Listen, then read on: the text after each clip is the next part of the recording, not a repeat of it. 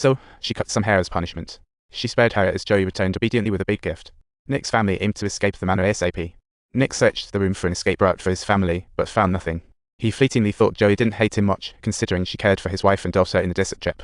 Maybe she never considered betraying her family. He gave paper and pen to his daughter's lover, hoping for a dramatic SOS to Joey. The more dramatic, the better. Then they bribed a servant to sneak it in. When Joey opened the note, she finally got it. David and the old lady were not keeping their word, and neither did they want to let Nick's family go.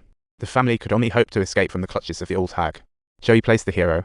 Forced to dinner, tension skyrocketed when the old lady sat at the head table. But Lisa had no fear. She was itching to know where her son had been taken. The old lady replied, just making noodles with his cousin. No stress, just a nod to bring him back. Then she curiously asked Nick if he worked for the U.S. Gov, revealing an important friend. He's locked up in a Colorado prison. If we can trade Nick for him, maybe my friend could win his freedom. Nick panicked. After escaping with so much trouble, he couldn't go back easily. He clarified that despite working for security, he was worthless to them. But the old woman wasn't buying it. Before Nick could finish, she rang the bell on the table with a sly grin. Then, two burly gunmen came rushing into the dining hall. Lisa instinctively fought back, but got knocked down. But just then, a server got a video call showing her son with Joey holding a gun to his head, and the old lady nearly had a fit right. Joe's one demand: free these innocent Americans and give him back his freedom, or else he was going to blow the kid's head off.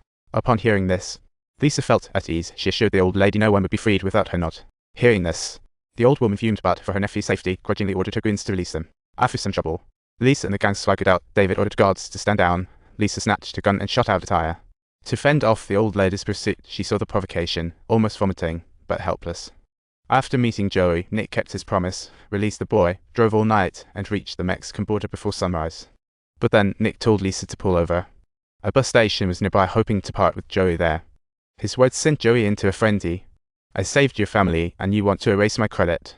Joey aimed the gun directly at Nick's head. At that moment, she was absolutely furious and had never liked Nick. Even though he had just escaped from America, he still carried that haughty, selfish nature, thinking money could buy anything he wanted. While squabbling, Charlie nearby quietly gripped his waistband pistol, ready to take out Joey any moment. But just then, a shocking twist occurred. Maybe he was spooked too much, but Nick embarrassingly peed his pants in public. Seeing his father in such a pitiful state, Charlie's image of him definitely crumbled, and he swallowed his anger. Joey, however, didn't give anyone else a hard time. Joey drove off alone. Late at night, the family hopped onto a bus to Mexico City and checked into a motel. They thought they could finally escape danger, but the old lady was totally enraged and immediately hired a top-notch hitman from Mexico, hoping to corner Nick's family. Meanwhile, Nick and wife, unaware, left a note telling kids not to go out on waking, then started contacting that street hustler named Carlo, while Bill began prepping for his hunting mission. He handed photos of Nick's family to the kid, hoping he'd help find the scariest in Mexico City. These little street kids. The boy printed dozens and handed them to his buddies. These kids were all over Mexico, and you bet in less than a day, they'd find Nick's family. But just then, awake, Charlie felt hungry and said he'd find food downstairs. Ellie tossed him the note from their parents, warning him he could go, but not too far. Just as Charlie stepped out, Ellie sneakily tiptoed out of the motel behind him. She then tiptoed to an internet cafe to look up her parents' real identities, but what she found left her stunned. Her parents were listed as child traffickers. That freaked Ellie out. She shut her eyes tight, trying to deny it, but printed a copy. She didn't realize the message was a trap by U.S. police. Printing it gave away their location.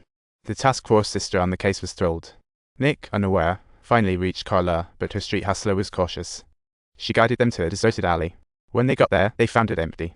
They figured Carla had left some clues, so they started rummaging through but found nothing. Just as they wanted to confront Carla, suddenly a phone rang behind them. It came from the sewer. They used brute force to open the lid, discovering a mysterious package. Yikes, it reeked. Nick held his breath, reached in, and finally pulled it out. It was tightly wrapped. He managed to get the phone. Just as Nick was about to answer, the caller hung up. That unexpected turn had Nick fuming, and their family's hope hinged on that person. After contemplation, he called back and heard Carla warn them of being followed.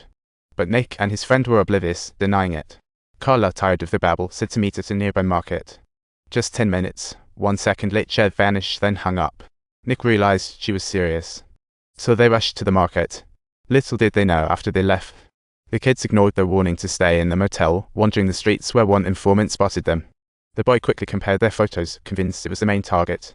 Before they left, he whistled for more kids. He ordered them to keep tracking. Meanwhile, Bill found Nick's trail but arrived too late in the alley. He found a foul-smelling empty bag. Nick and his friend headed to the market.